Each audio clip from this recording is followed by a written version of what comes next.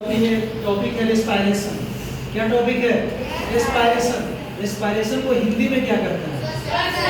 श्वसन। रेस्पायरेशन को हिंदी में क्या कहते हैं? श्वसन। ये जो श्वसन है, ये जो रेस्पायरेशन है, ये बहुत टाइप का होता है।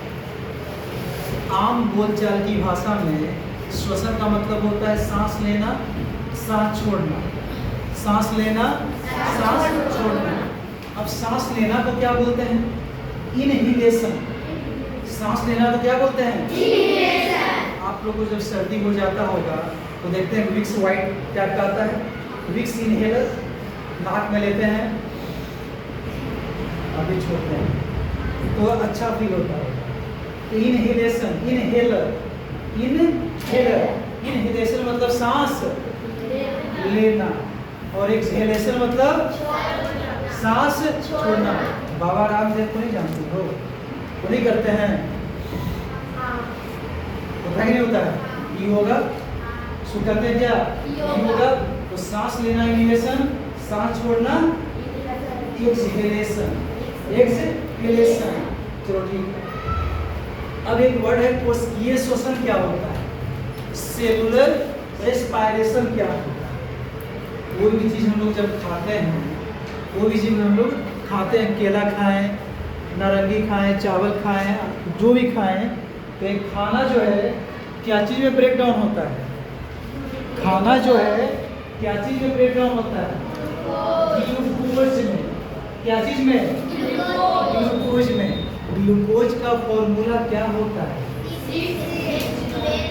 C6H12O6। जब भी हम खाना खाते हैं तो सांस भी लेते हैं, तो ऑक्सीजन भी तो ले रहे हैं। तो जब ऑक्सीजन की उपस्थिति में सांस लेते हैं तो उसको बोला जाता है एरोबिक श्वसन। ऑक्सीजन की उपस्थिति में जब हम सांस लेते हैं तो उसको क्या बोला जाता है? और जो हम खाना खा रहे हैं, जो हम खाना खा रहे हैं और साथ में ऑक्सीजन भी ले रहे हैं, खाना टूट रहा है, इसी को भी बोला जाता है श्वसन।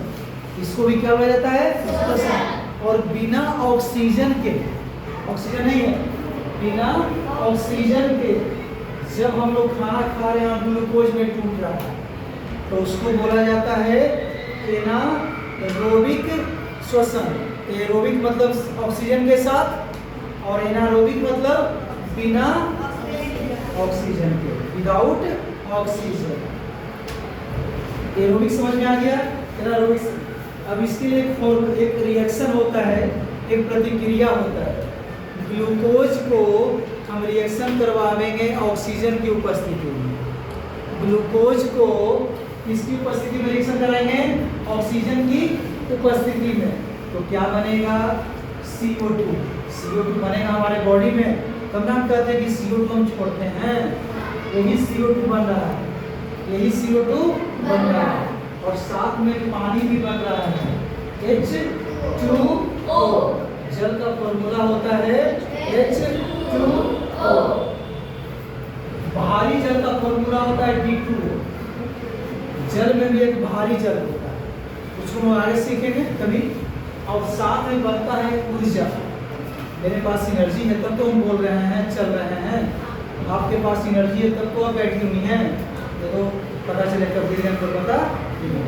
और ये जो ऊर्जा है ATP के रूप में जमा होता है। अब ATP का फुल फॉर्म जान जाते हैं हम लोग। ए से होता है एडिनो, ए से क्या होता है? एडिनो।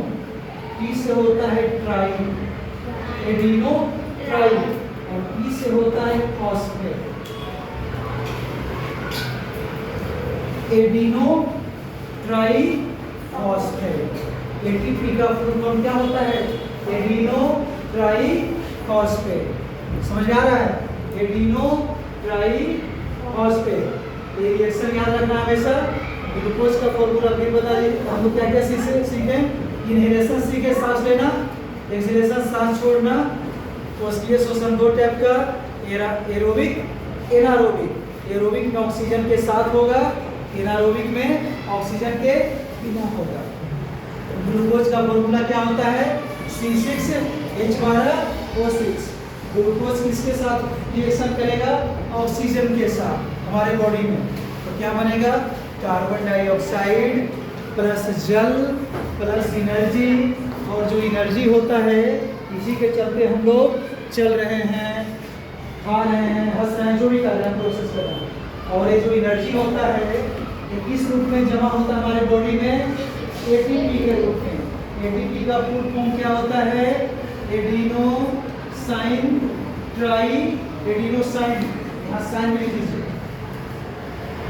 Adenosine triphosphate. एटीपी का फुल फॉर्म क्या होता है? Adenosine triphosphate. तो ठीक है, तो समझ में आ रहा होगा। फिर बाकी लोग इसके बाद नेक्स्ट क्लास में करते हैं। तब तक के लिए टेक केयर, बाय।